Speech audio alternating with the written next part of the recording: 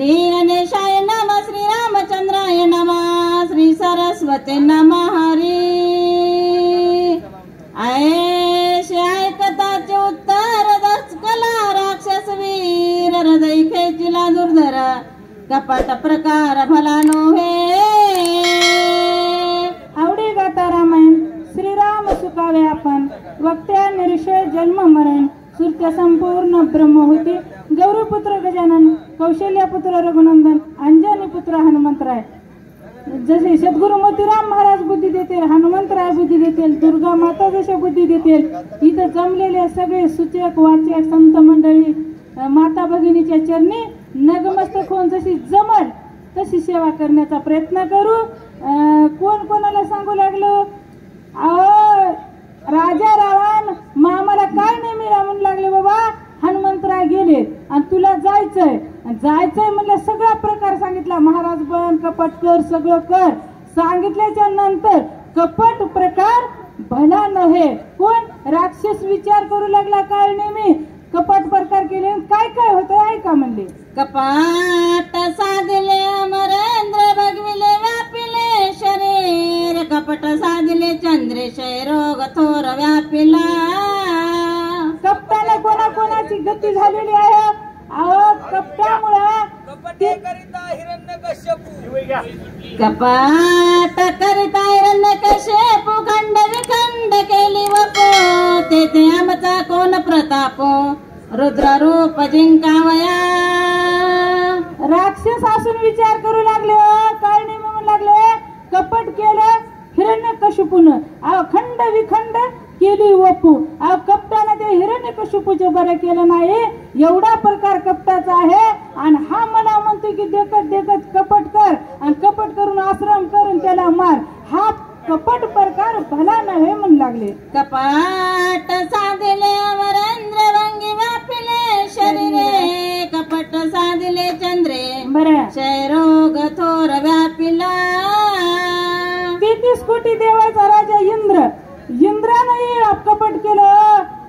इंद्रानं अहिलेसोबत कपट केलं आणि चंद्र कोण क्षयरोग झाला. कशामुळे गुरुपत्नीचा अभिलाष केला त्या चंद्रानं. मग कोणाला सोडलं का इंद्र पडिले भग, चंद्र झाला काळा, नारद चुकला चाळा भजनाचा. ह्याची भल्या भल्याची ही वाट लावली मला कशानं, कपटानं म्हणला. आणि हे मला म्हणतो की कपट कर, कपट प्रकार भला नव्हे. काय नाही मी विचार करू लागले. खाऊन जेवून घर घेणे, ऐसे मांडले सहस्त्रार्जुने, सांडून असत पाद छेदने, शेखे प्राणी निमाला. काय नावाला आहे पा महिला मंडळ. काय म्हणू लागले, सहस्त्रार्जुन नावाचा राजा होता. जेवण खाऊन घर घेणे आणि आयशे मांडले सहस्त्र अर्जुने. मी महिला मंडळाला का सांगले माहेर कर, कारण आमची महिला मंडळ जास्त आहे. तुमची संख्या बघा बोटाव मोजणे एवढी, मग आमची संख्या जास्त आहे, आमची संख्या भारी आहे. मग काय म्हणायचं पुढची म्हणायची गरज नाही. आता तुम्ही सगळ्याला माहित आहे. म्हणून का आमच्या इथं रामायण किती असतात माहिती का, 2 फुल आणि 1 हाप एवढेच राहतात आमच्या मंदिरामध्ये माणसं. हे का सोयाबीनचा दिवस आहे, किती पब्लिक आहे बघा बरं. करावं तेवढं कौतिक आहे. आमच्या इथं काम नसताना सुद्धा 2 हाप आणि 1 फुल इतकेच माणसं राहते. ते पर म्हणले तसं आमचा भैया राहतोय फुल आणि 2 म्हातारे राहतात हाप, आणि आम्ही दोघं झालं 4च माणसं राहतात. आमचे 4 ते 5 माणसं इथं किती छान वाटले बरं. आमची संख्या जास्त आहे म्हणून म्हणाले का शस्त्र अर्जुन नावाचा राजा रेणुका मातेचा माहेरचा होता. घरी जात असताना नगरी समोरून मग जेवाय बोलावा म्हणले त्याला. आपल्या माहेरचा माणूस म्हणले राजा आहे. महेशपती नगरीचा राजा होता. बोलीला असताना जेवून खाऊन घर घेण्याचा अर्थ जेवाय बोलील्यावर शस्त्र अर्जुन नावाच्या राजाने वापस जावा की जेवण केलं सगळं केलं इथं भांडण करावं का. त्यावेळेस राजाच्या मनात आलं ऋषी एवढा आश्रमात राहतोय, एवढं जेवण स्वादिष्ट कशामुळे बनवलं असेल काय. आता हे गॅसवर स्वयंपाक बनवला पण तिथं कशावर स्वयंपाक बनवला असेल, काय काय सामुग्री आणली असेल. ऋषी तर सामान्य म्हणले. बघितलं काय कामधेनू होती. कामधेनूमुळे कितीही अन्न म्हणेल ते पंचपक्वानाचं भोजन मिळू लागलं. मग त्या कामधेनूने शिष्यासह ह्या राजाला जेवायला घातलं. मग जेवण गुपचूप जावा का गायीचा अभिलाष झाला त्या सहस्त्रार्जुन नावाच्या राजाला. राजा म्हणू लागला तुला गरीबाला आणि अशा ऋषीला ह्या आश्रमात गाय सोबती का, माझ्यासारख्या राजाला ही गाय राजवाड्यात सोबती. ऋषी म्हणू लागले बाबा मी उसनी आणली आहे, ही स्वर्गातली कामधेनू आहे आणि उसनी आणली होती, तुला देता येत नाही, उसनी वस्तू देता येते का, देता येत नाही. म्हणून येणं भांडण एवढं केलं स्वतः मुकावं लागलं. सहस्त्र म्हणजे 1000 हात होते, 1000 हात उसाच्या टिपऱ्यासारखे परशुरामानं खट छाटले हो. म्हणून नाव काय 1000 हातामुळे सहस्त्रार्जुन नाव पडलं. कितीही अभिलाष केला त्यानं म्हणून त्याला ही मुखावं लागलं. रेणुका मातेला 21 घाव घातले त्यानं. त्यावेळी 21 वेळा निक्षत्रिय पृथ्वी केली. त्या परशुरामाला सांगितलं होतं इतका अपराध कशामुळे झाला, कपट प्रकार भला नव्हे. आणि हे म्हणते की एवढ्याला राजाची ही फजिती लावली आणि हे काळने मी म्हणते की मला जाय आणि कपट कर, म्हणून हा कपट प्रकार भला नव्हे. रावणे जान सांडोनिया राजचिन्ह भीक मागो गेला पण सीते कोरांना दे माते. असू द्या म्हणले, असू द्या. आत्ताच बघा म्हणले 14 चौकड्याचं राज्य रावणाकडे आहे. राजा ऐश्वर्यान कमी का, लाख मुलं 1.25 लाख नातू 80,000 पत्न्या कमी होता का. आता जर निवडणूक लढायची असेल तर अपक्ष निवडून आले असते बाबा रावण. मत मागायची गरज नव्हती, कोणाला पैसे द्यायची गरज नव्हती. पण ते रावण राज चिन्ह सोडलं आणि कशाचा भिक्षुकाचा वेश घेतला. आत्ता म्हणला बघता बघता आणि आई साहेबाचा अपहरण ह्या रावणाने केलं. म्हणला हा कपट प्रकार भला नव्हे. माता मने जैसे भोगो पारे तैसे कपटे मिळविले दुसे सपुत्र सैन्याचे मारविले. राजाचा तर वेश सोडू द्या, वेश धरला भिक्षुकाचा धरला आणि काय म्हणला भिक्षा माते माता म्हणे जीशी आणि भोगू पाहिजे भिक्षा वाढ माय म्हणायला एकड आणि मग पत्नी होतोस का म्हणायला. बरोबर आहे का, भिक्षा वाढा तिथंच आणि माय म्हणायचं तिला आणि पत्नी होय म्हणणे बरोबर आहे का. असा कपट केलं त्या राजा रावणानं. म्हणून लाख मुलं 1.25 लाख नातू पुत्र कुमार सगळ्याला खपवावं लागलं का, कपटामुळे खपवावं लागला. राक्षस असून विचार करायला आपण महिला मंडळ मालकाला तरी लबाड बोला भ्यावाव ना, कपट भला आहे का. राक्षस असून विचार करायला आम्ही भेटत म्हणून सांगायला ना, आम्ही दांडपणा केले आणीत नाहीत मालक, आणतच नाहीत, नेत कसे नाहीत म्हणजे आणतात का. नम्र होणे भूता आणि त्याने कोंडीले अनंता नम्री झाले आणतात का, आणतच नाही मध्ये. म्हणून आम्ही म्हणतो ताई आम्ही काय नम्री होत नाहीत, नम्र होऊन विनंती करतो आम्हाला न्या. लय रामायण सांगायचं का. आम्ही म्हणलं बाबा पार्वती म्हणे शंकराला कैलाशी करमत नाही मला चला जाऊ पदयात्रेला मन्मथ स्वामीला. इतराची गती काय अशी कपटे नाडिले देवासी विश्वरत्व सांडून मानसी स्वयंविकेशी लागला. असो म्हणला सामान्य जीवाचा असू द्या ह्या राज्याचा असू द्या हो, देवाने कपट करावं का. ईश्वरत्व सांडून अनंत कोटी ब्रह्मांडाचा मालक येईन सुद्धा ईश्वरत्व सांडून कपट करावं का. आणि कपट करून काय मागू लागले आपण बंसी मागू लागला भीक त्याने द्वार पाव केला देख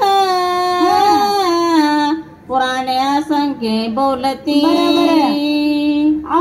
अनंत कोटी ब्रह्मांडाचे मालक असूनही ईश्वरत्व भगवान होते. ते नाही काय केलं आपला वेश टाकला आणि बटू वेश वामन वेश धरला आणि त्या बळीच्या द्वाराला गेले आणि 3 पांड जागा दे म्हणले त्या बळीला. त्या दैत्यगुरु शुक्राचार्याने ओळखलं. बळी दानशूर होते. बळी म्हणले काय हरकत नाही, संकल्प सोड म्हणले देव बळीला. बळी म्हणले काय हरकत नाही, कमंडळू मधलं पाणी घेतलं आणि संकल्प सोडतो म्हणले तुला 3 पांड जागा देतो म्हणले. त्या दैत्यगुरु शुक्राचार्याने ओळखलं हा देव आहे म्हणले, हा सामान्य माणूस नाही. 3 पांड जागा मागते देऊ नको बळी. त्याच बळीने ऐकलं नाही. बळी म्हणली माझं वचन गेलंय मी देणार 3 पांड जागा. म्हणून आला म्हणून फोडीला डोळा. बळीनं शुक्र केला आंधळा. अहो त्या जहारीमध्ये जाऊन बसले हो दैत्यगुरु शुक्राचार्य आणि का पाणी गळत नसेल म्हणून काडी लावल्याच्या नंतर बळी शुक्राचार्याचा डोळा आंधळा झाला, आंधळा केला. पण त्या देवाला 3 पांड जागा दिली. मग 3 पांड जागा दिली म्हणल्यानंतर किती जागा असेल म्हणजे इथून तुमच्या स्टेज पर्यंत 3 पांड होतील की? शक्य नाही बाबा. त्या देवाने एक पाय पृथ्वीवर ठेवला, एक पाय स्वर्गात ठेवला आणि 3रा पाय असते का मनुष्याला?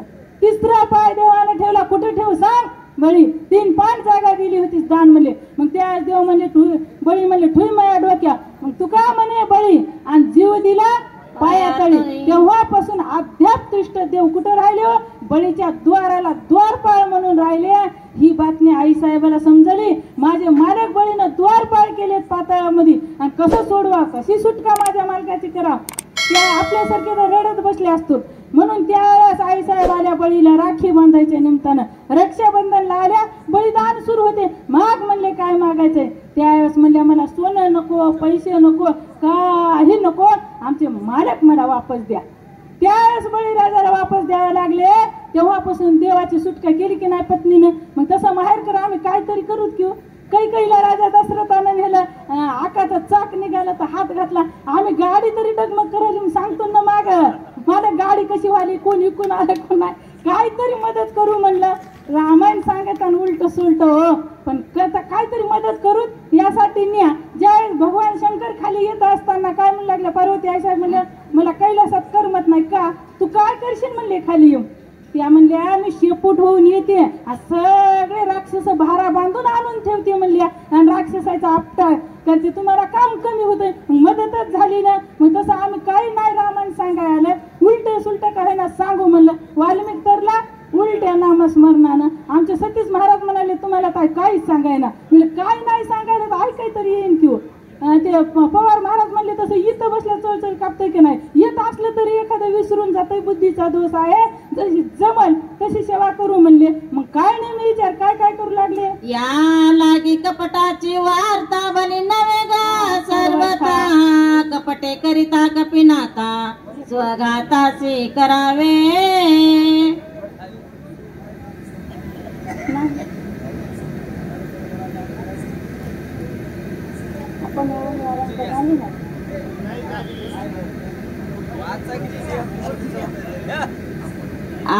आपण होऊन रंक भविष्य मागू लागला भिका. त्याने द्वारपाळ केला देख पुराणे असंख्य बोलती. झाली की पुराणे असंख्य बोलती. अहो त्या बळीनं देवाला रंक झाल्यामुळं देव भीक मागा आल्यामुळे दान बी दिलं. बळीदान सूर भरले. त्या ठिकाणी देवाला 3 पांड जागा दिली. हे ईश्वरत्व सांगल्यामुळं ह्या कपटामुळं ही देवाची सुद्धा देवाला सुद्धा नाडलं गेलं सांगू लागले. या लागी कपटाची वार्ता बनी नवे गा सर्वता. कपटे करिता कपिनाता स्वघाताचे करावे. यासाठी हे काळने मी म्हणू लागले. हे रावण म्हणतोय ना मला जा आणि कपट कर. कोणाला? हनुमंतरायाला कपट कर म्हणते. बाबा हे कपट काय शक्य नाही. हनुमंतरायाला कपट करणं म्हणजे सोय घाताला मुक नाही, स्वतःला मुक नाही. हा विचार राक्षस असून करू लागला. काय म्हणतात? श्रीरामाचे निज भक्त त्याशी कोणी कपट करीत. जे स्वयची मरण पावत नरक भोगित अनिवार्य. लबाडाला लबाड बोलाय काय हरकत नाही हो. खऱ्या माणसाला लबाड बोलल्या पापच भोगावं लागेल की नाही. या काळने मी म्हणू लागले बाबा लबाड बोला कोणाला. ते राम भक्त आहे. कंठ धरीला कृष्णमणी अवघा जनी प्रकाश. त्या हनुमंतरायाच्या भक्तीचा श्वास सुटलाय का. इतके हनुमंतराय चित्ती न्यास पांडुरंग त्याचा दास. अशी भक्ती रात्र दिवस हनुमंतराय करते. अशा भक्ताला हे कपट कर म्हणते ना. मग त्याचं शरीर वाचन म्हणू लागले. हनुमान श्रीरामाचा किंकर. श्रीराम भजन्याती तत्पर. त्याशी कपट करी जो नर. त्याचे शरीर वाचेना. कपट भलत नाही हो. लबाड बरं नाही, कपट बरं नाही. करणं झालं तर नीट करा. कोणाचं नाही करणं झालं तर वाईटही करायचं आपल्या हातात नाही. उगाच वाईट बोलून पापाला वाळी व्हा. हे राक्षस म्हणू लागला बाबा हे राम भक्त आहे. रात्रंदिवस रामाची सेवा करतोय. रात्रंदिवस रामाच्या सेवेत आहे. म्हणूनच गाव मंदिर हनुमंतराचे. राम मंदिर नसेल कोणागाव पण हनुमान मंदिर नाही असं आहे का. कारण काही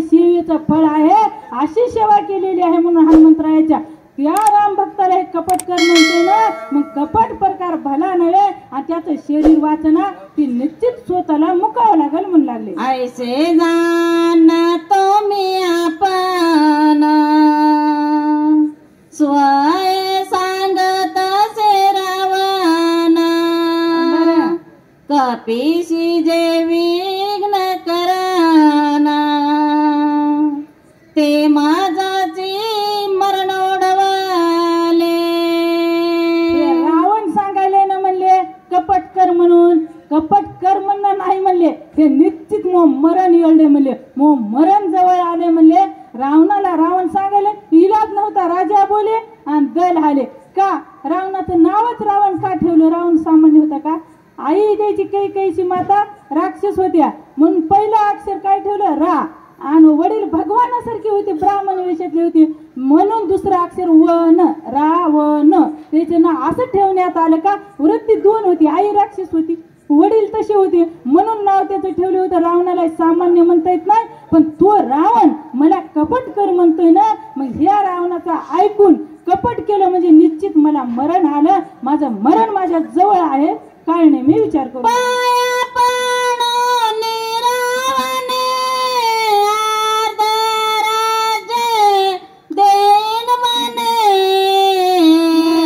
माझा निमाले प्राणे राजे कोण भोगावे. हुशार असेल हो. काय नाही म्हणू लागले हे अर्ध राज्य देतो म्हणाले हो, पण कोणाला अर्ध राज्य देईन कोणाला? तिकडेच मला हनुमंतरायनं मारलं. अर्ध राज्य मी मेल्या कोणाला पाठिंबा? एसटी खाली मेल्यावर किती 4 लाख आहेत, तिकडे मिलिटरीकडे मेल्यावर तर बघायचंच काम नाही, भयानक पैसा. पण कोणाला? मागल्या जनतेला.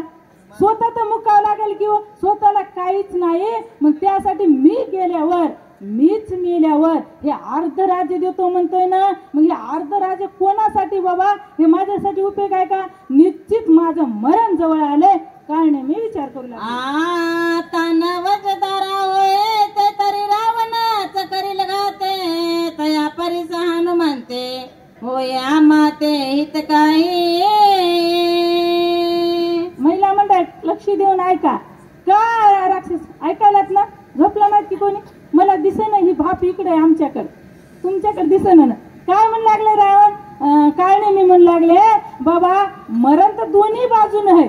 इकडे जर मेला रावण राजा आहे दंड करील, इकडे मरावं लागते, पण मरण कुठं मराव?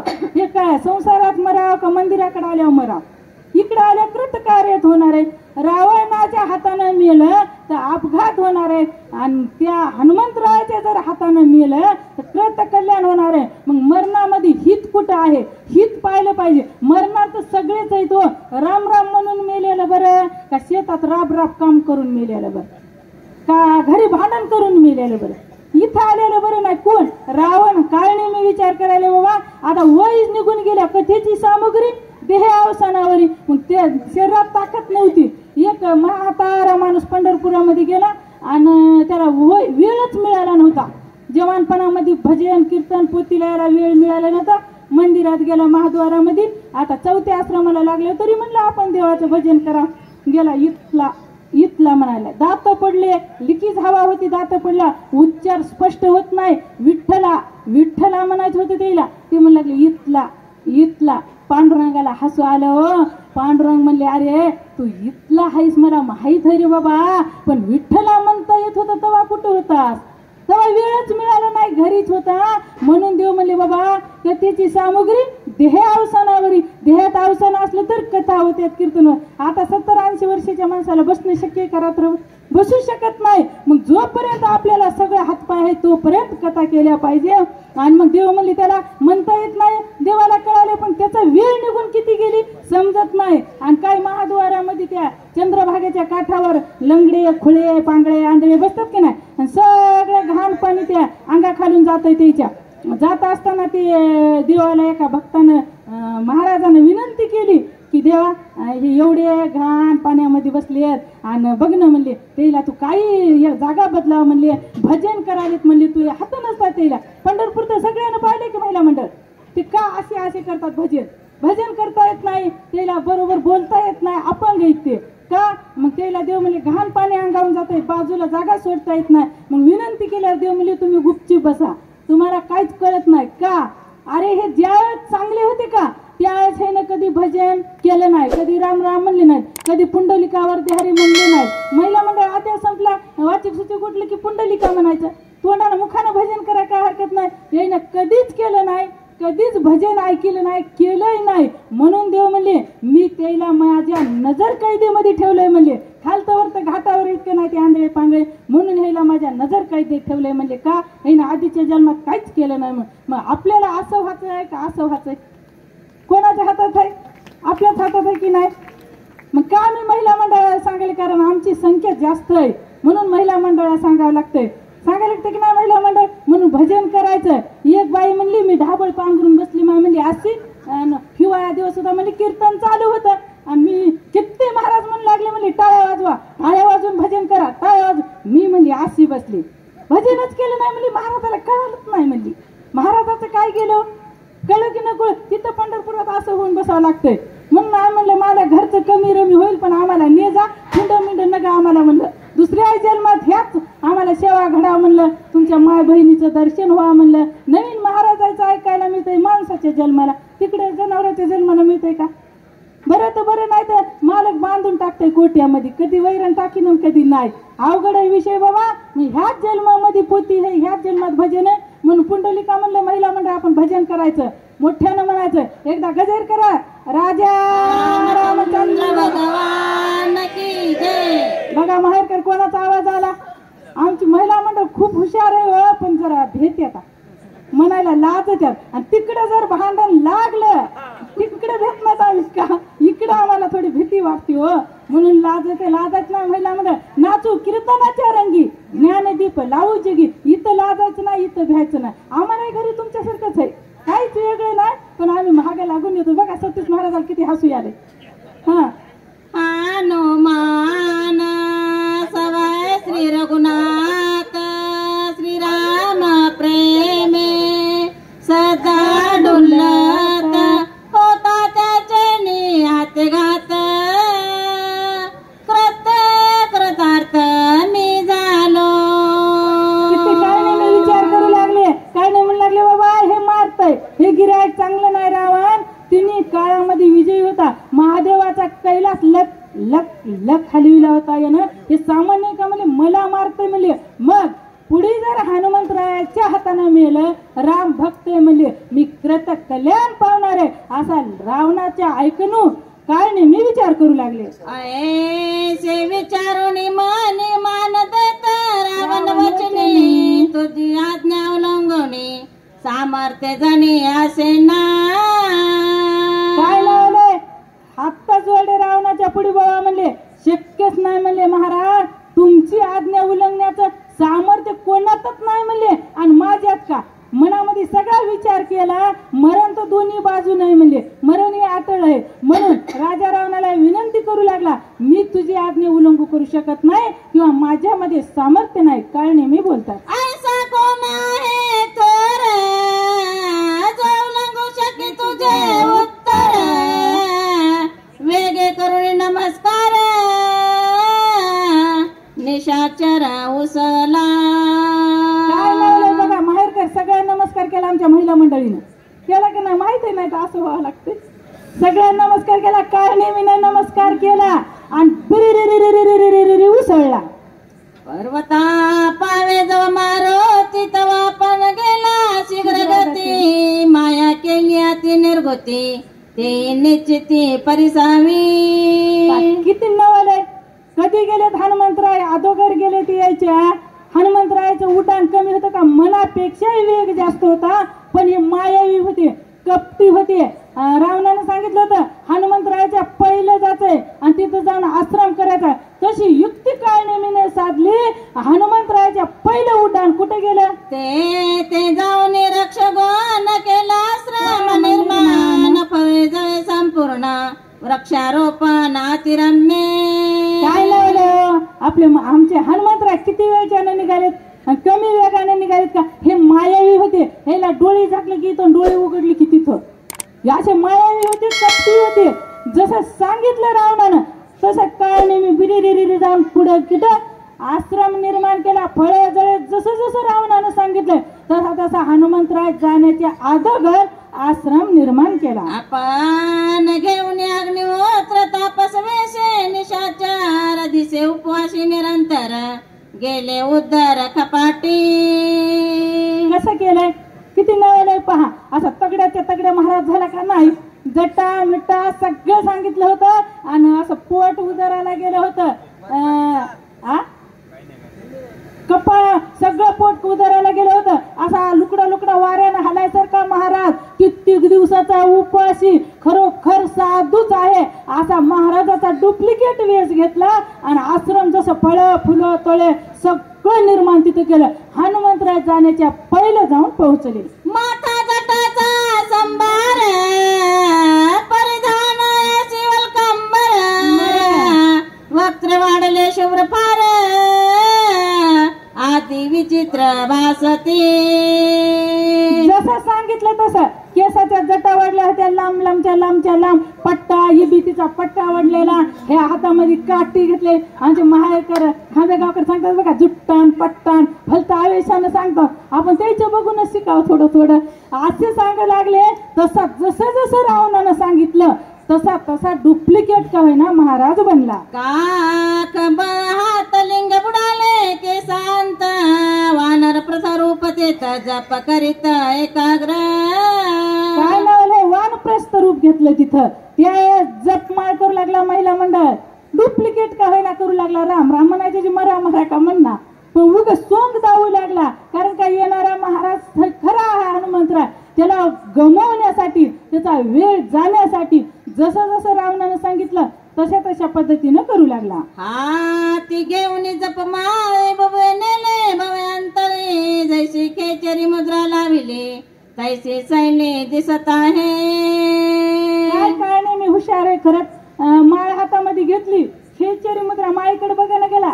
एक एक मणी जपीनं गेला. उग मणी ओढू लागला ना असा भोया भोया मध्ये डोळे खोल खोल गेलेले होते. कित्येक दिवसाचा उपवासही वाट लागलं. जेवण केलं का नाही की महाराजानं आणि खेचरी मुद्रा लावू लागला आणि कोणाला येणाऱ्या हनुमंतरायाची वाट पाहू लागला. काय म्हणू लागले वज्रासन करून एकाग्र मन भगवत धरुणी ध्यान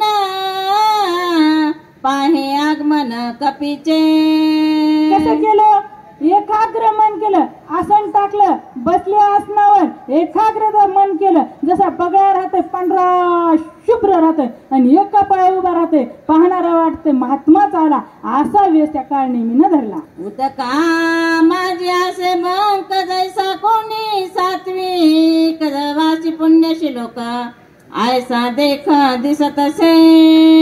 काय वाट लागलं पाहणाऱ्याला. आता एका पाया बघा उभा राहिल्या माश्या येतात का ना दर्शनाला. साधू आला म्हणून तसा पुण्यशुलक सात्विक महाराज उठू लागला. पांढरे शिपट कपडे घातलेला बगळ्यासारखा एका पायावर जप करू लागला. खरंच किती मोठा महात्मा आहे की असं वाटावं बघणाऱ्याला. ही सगळी वृत्ती करू लागला. मत्स्याली दुष्टता घटकावणी सगळं गेली राक्षस कपट मेळवी कपी आगमन सैनी पाहत असे. कसा करू लागला. ते बघा कसा एका पाया उभा राहतो शांत. पाणी सुद्धा हलवीत नाही. त्या माश्या येतात बिचाऱ्या. मोठा महाराज आलाय साधू आलाय आणि दर्शनाला यावं. दर्शनाला त्याला गटकन उचलित आहे आणि तिकडे मोठा ढोळ आहे म्हणतोय. काय करतोय गिळून घेतोय. माशाला वाटते दुसरी माशी येते चल माझ्या दर्शनाला.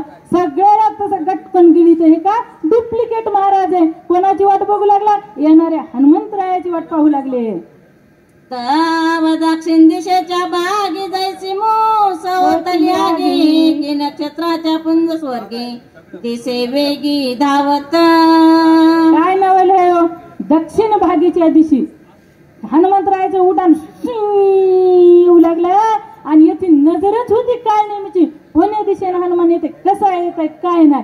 कसा दिसू लागला सकाळी सकाळी जसा सूर्योदय उगा लाल भून फळ निघाल्यासारखं वाटतंय की नाही तसं हनुमंतरायाचं उड्डाण काळ नेहमीनं पाहिलं. सूर्योदयाला तैसा तसे दादुला ना तरी शेषपणावून निसटला मने निघाला चरावया. काय लावलं कसं उड्डाण होतं. सूर्य जसा निघाल्या संध्या हे अंधार नाही सावतय आणि सूर्य उगवले अंधार राहते का? तसा चमकणारा तितकाच लख असा प्रकाश हनुमंतरायाचा पडला. किंवा एखादा मोठा साप आहे आणि त्याच्या सापाच्या डोक्यावर मणी राहते, तो मणी याच्या प्रकाशानं काढून ठेवताय आणि शेजारी उजेड पडते भोवताल. त्या उजेडानं जसा मणी चरायला साप चरायला निघालाय तशी आगमन कपीचं पाहिलं हनुमंतराय कसे येतात कसे नाही काय नाही मी पाहू लागले. ऐसे उठान कपिनाथ आले पर्वताचे माथा देखता कांत राक्षस चित्ता धीर सर्वता नगरवे. बसलेत महाराज होऊन काय नाही मी, पण इतकी भीती वाटायली. खऱ्या माणसाला लबाड बोला भीती वाटते हो. हा भिवू लागलं काय नाही नग म्हणून लागले झाला. पण रावण मारतो म्हणून आले तर आले तिथं महाराज झाले बनले सगळे बनवले आणि हनुमंतराय दिसल्यावर चल चल चल चल कापायले का आता आपली बरी वेळ नाही म्हणाले. आता हनुमंतरायाचं पर्वताच्या माथ्यावर आगमन झालं. काय चल चल काप सुटला काय म्हणू लागले. पडली जापडी हातावली वेगडी पडली मानाची मुरकुंडी नावे कभोंडी त्यासी आली. काय लावलं आहे काय नाही मला गिरकी चक्कर आली. डुप्लिकेट सोंग केल्या चक्कर येणारच की. पाहिल्या बरोबर हनुमंतरायला डोळे जळ जळ जळ जळ कापू लागले. शरीर सगळं चळ चळ कापू लागलं. जमिनीवर धाडकन मूर्छेने येऊन पडला. चळकाप सुटला चित्तामध्ये का हे हनुमंतराय सामान्य नाही बाबा, हे डुप्लिकेट महाराज बनलेल्याला भीती वाटू लागली. काय म्हणू लागले. माग सावध होऊन पाही विचारून आपुलेच देही मने माझ झाले काही आठव नाही कार्याची. पुन्हा मूर्छेने सावरली. थोडा वेळ सावध झाल्या म्हणू लागले बाप्पा मला कशासाठी सांगितलं होतं काय सांगितलं होतं म्हणले मालकानं रावणानं कसा महाराज व्हायचंय कसं सांगायचंय रामायण सांगायचे गोड कथा सांगायची. हनुमंतराय खळ्यावल्या गोष्टी सांगितल्या गमन का रमणार नाही म्हणून कथेशी वर्णवा रघुनंदन सांगितलं होतं अगोदरच. रामायण आवडते बाबा हनुमंतरायला आवडीचाच विषय. आवडीच्या माणसापाशी काढ्या माणसं रमतील. आता हे इथली आवडीचीच आहे की आणि घरी झोपलेली याच्यापेक्षा आवडीचे म्हणा का नाही म्हणून आवडीच्या विषयापाशी रामायण काढावं लागलं. तर म्हणून हे खरं काय आपलं डुप्लिकेट वेस आहे हा म्हणून भेव वाटू लागलं. पुन्हा सावध झाला. मला काय झालं मला आपल्या देहाला विचार करू लागले. मन धट्ट केलं. काय म्हणू लागले. मग सावध होऊन पाय विचारून आपुलेच देई मने मज झाले काही आठव नाही कार्याची. मी काय भ्रांत झालो बाप्पा म्हणले. मला काय कार्य करायचं होतं. माझ्या मालकानं मला कशासाठी इथं पाठवलंय काय काम करायचं होतं आणि मी उगाच म्हणले झापडी आली चळचळ शरीर कापाले. मी कोण्या कारणात चो आलं याचा काय विचार करावा लागेल का नाही असा काय नाही मी विचार करू लागला. बाबा रावणानं सांगितलं तसं तसं काय नाही मी करणार आहे का. इकडे मरण आणि तिकडे मरण तर दोन्ही बाजून आहे. सांगितलं तसं ऐका. आता आम्हाला माहेरकर आणलं म्हणून आलो होतो आम्ही. एक बाई भेटली आम्हाला परगावात म्हातारी आणि काय म्हणली बघा मी म्हणलं आजी तुम्हाला किती सुना आहे. ती म्हणली मला 2 सुना आहेत बाई. आणि मी म्हणलं काय करतात मग म्हणली एक नादर करते शेताला जाते कापूस येते काम करते स्वयंपाक करते नादर करते मा आणि एक काय करते एक म्हणली तू या बोंबलत फिरती. आता आम्ही बोंबलत फिरतो धोय किती अवघड आहे महिला मंडळ. तुम्ही चला बरं कोणाकोणाला बोंबलत फिरायची आमच्या संग गाडी आहे कोणी या हातवरी करा. आता महिला मंडळ आम्ही मुक्काम राहून सकाळी घेऊन जाऊ. येणं होतंय 5,000 बी दिले तर येणं होतं हे शक्य नाही बाबा. आवडीचेच लोक इकडे येतात सगळे येतात का कारण एक बोंबलत फिरते होय महाराज लोक. आता गेले लोक रात्र दिवस काम किती भरपूर आहे काम करूनही दिवसभरात आमचे बाबा महाराज दिवसभर काम करते पण येते का आवड आहे विषय आवडीचा असल्यामुळे रात्र दिवस फिरते झोप नाही त्याच्या जीवाला काही नाही आणि अशाला म्हणा बोंबले फिरते. असो कथेचा भाग आमची संपली का.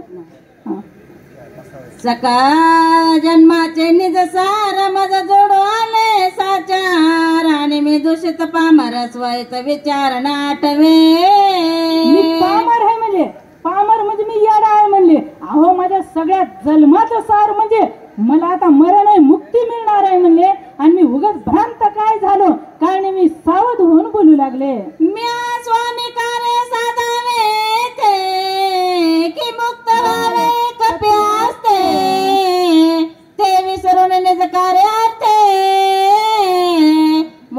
चित्ते पडिलो असे मी पागल झालो म्हणले, भ्रांत झालो. अहो मी कार्य काय, मला हनुमंतरायाच्या हाताने मुक्त व्हायचं, माझ्या देहाला मुक्ती मिळणार आहे म्हणले. आणि मी उगाच म्हणले झापडी आली, चळचळ कापालं शरीर म्हणले, काय म्हणले मला येड्यासारखं व्हायलंय. आणि आज माझी मोक्षाची वेळ आली म्हणले, ह्या देहाला मुक्ती मिळणार आहे असा काय नाही मी विचार करू लागले. आयसे विचारुनी मनी स्वस्त बैसला सनी कपिने देखिला दुरुनी मग धावणे ते थाला. असं पाहिलं बा हनुमंतरायाचं उड्डाण तर बिरिरिरिरिरिरिर माथ्यावर आलं होतं पर्वताच्या. पाहिल्यानंतर पळू गेला हनुमंतरायाकडे. काय करू लागले जाऊन, दुरोने देखिला तापस शतकपीचे मानस भरला सर्वांगी उल्हास ऋषी नमनास तेथे आला. एवढा आनंद वाटला हो महाराजाला. महाराज भेटला, किती आनंद वाटते, किती आनंद वाटते बरं. आता सगळी जे भेटी झाल्या होतील संतांच्या भेटी, सांगू सुखाच्या गोष्टी, आनंदाला पारावार नाही हो. आणि तुमचे संत मायबाबाचं दर्शन झालं, किती आनंद झाला. तसं हनुमंतराय म्हणू लागले, बाबा आज मला इथं ह्या पर्वतावर महाराज भेटले, महाराजासारखे महाराज दिसले. हनुमंतरायानं अंतर्दृष्टीनं पाहिलंच नाही, दृष्टीनं महाराज दिसल्या, हरसले कपीचे माणूस. आनंद वाटला, सर्वांगी उल्हास आला. का जे 12,04,040 कोस उड्डाण केलं होतं ना, त्या उड्डाणाचा शिन गेला, भाग गेला, शिन गेला, अवघा झाला शे आनंद. असा हनुमंतरायाला महाराज पाहिले आनंद झाला. हनुमान श्रीराम किंकर राम रूप चराचर देखे सर्वदा साचर प्रेमा थोर श्रीराणे. हनुमंतराय ते सतत भजन करत होते, राम प्रभूची सतत सेवा करायची. हनुमंतरायाला दुसरं कामच नव्हतं. दिन रजनी हाती धंदा गोविंदाचे पोवाडे. रात्रंदिवस चिंतन करू लागले. हा समोरचा कोण, महाराज दिसला काय नाही. आनंदावर आनंद झाला, आनंदाचे डोळे आनंद तरंग. एवढा आनंद आमच्या हनुमंतरायाला झाला. जयाशी जैसे अंतरावरती ते जगाते तैसेच देखती ते विषयाची उत्पत्ती श्लोक संपत्ती परिसावे श्रीराम जय राम जय जय राम. काय म्हणाले, कसे पाहू लागले, जैशी ज्याची अंतर्वृत्ती तशी ते जगात देखती. आता एक वेळचा प्रसंग, दुर्योधन कृष्ण परमात्म्याला म्हणत होते, हे देवा, देव म्हणत नव्हते, तू आम्हाला बरं बघत नाहीस म्हणले, पक्षपातीस, तुला पांडवांना आम्ही तितकालेच पाहिजे ना म्हणले, तू पक्षपातीस. देव म्हणले कशामुळं, नाही म्हणले तू आमचा जास्त लाड करीत नाहीस म्हणले, याचा करतोस का. जा बरं म्हणले देव. हस्तिनापुरामध्ये सज्जन माणूस धरून दुर्योधन गेले सभेमध्ये. दुर्योधनाला एकही सज्जन दिसेना. धर्मराजाला म्हणले, बाबा तू जा दुर्जन माणूस आण म्हणले. धर्माचीच मूर्ती होती हो, दुर्जन माणूसच दिसलं नाही. का जैशी ज्याची अंतर्वृत्ती तैशी ते जगात येते. म्हणून देव म्हणले, बाबा तुझ्यात आणि आमच्यात हेच फरक आहे म्हणले, तुला सज्जन दिसतच नाही आणि धर्माला दुर्जन दिसतच नाही. पाहते पांडव अखंड वनवासी परित्या देवासी आठविती. किंवा तू म्हणे हे मीच करी माझ्या भजनी प्रेम धरी सर्वत्र नमस्कारी मजे एकाते. अशी त्याची वृत्ती बाबा म्हणले. म्हणून दुर्योधनाला देव बरं बघत नव्हते. देव काय करत नाही म्हणजे, का दुर्जनाचा संगत नग म्हणले देव. म्हणून देव त्याला भेटही नव्हते आणि त्याची मर्जी सांभाळत नव्हते. जेवायला एक वेळेस बोलिलं होतं, सोन्याचं ताट होतं, चांदीचा पाठ होता बसाय. देव जेवत नाही म्हणजे, का कारण म्हणले मी काय आपत्कालीन संकटामध्ये नाही म्हणले, पण तुझ्यात आणि माझ्यात प्रेम असेल तर जेवा म्हणले. आता आम्हाला नानाने किती विनंती केली, काय मंदिराकडे जेवायचे का इकडे, आम्ही म्हणलं मंदिराकडे जेऊ. नाना म्हणले नाही घरी जेऊ. म्हणले घरी जेऊ पण मंदिराकडे खिचडी आणा. दोन्ही खाऊत म्हणले, तुम्ही आवड आहे की नाही, आवडीमुळे आम्ही नानाच्या घरी जेवलो. इकडे काय खिचडी स्वयंपाक सुंदर बनवला होता, काय आवडीमुळे. आवड असेल तर माणूस येतोय कुठून. तसं म्हणून लागले, देव किती आवड आहे म्हणले पांडवायला माझी, म्हणून मी त्याचा दिन रजनी सेवक आहे, किंवा त्याचा मी सेवक नाही, मी त्याचा ड्रायव्हर बी होतो म्हणले.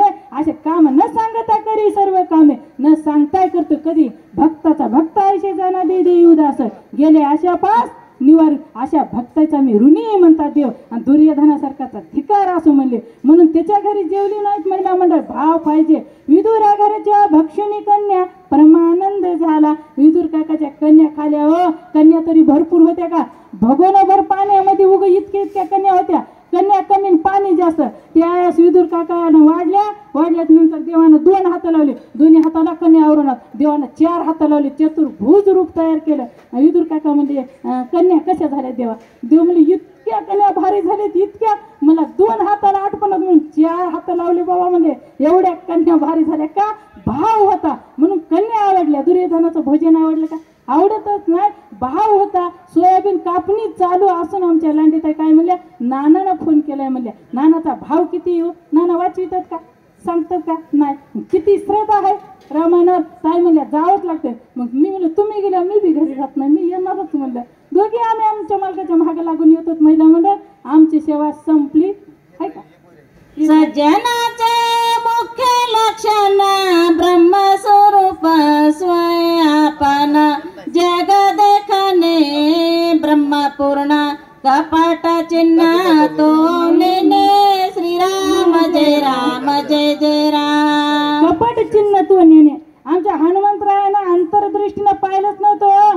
सगळं काय कळत होतं. जाणते होते हनुमंतराय. पण काय समोरचा महाराज आहे. महाराज माणसं लबाड बोलू लागल्या समजते का? पहिल्या गोष्टी कळत नाही. काही वेळा अनुभव घेतल्यावर कळतंय. आता हनुमंतरायला कळणारच आहे. अप्सरा सांगणारच आहे. हा काय नेहमी डुप्लिकेट साधू आहे बाबा खरं नाही. त्यावेळेस हनुमानानं अंतर्दृष्टीनं जर पाहिलं दृष्टीनं त्याला राक्षस दिसणार आहे. म्हणून हनुमंतराय अंतर्दृष्टीनं पाहिलं नाही. येणारा साधूच आहे महात्माच आहे. कपट चिन्ह तो नेणे. कपट हनुमंतरायला माहीतच नाही हा डुप्लिकेट साधू आहे. म्हणून हनुमंतराय त्याला ओळखीत नाही. आनंद झाला. आमची जशी सेवा केली जशी करून घेतली भगवंतानं तशी केली. चुकले का नीट देव जाणे. सेवेला पूर्ण विराम. कुंडलिकावर हरे विठ्ठल श्री ज्ञानदेव तुकाराम राजा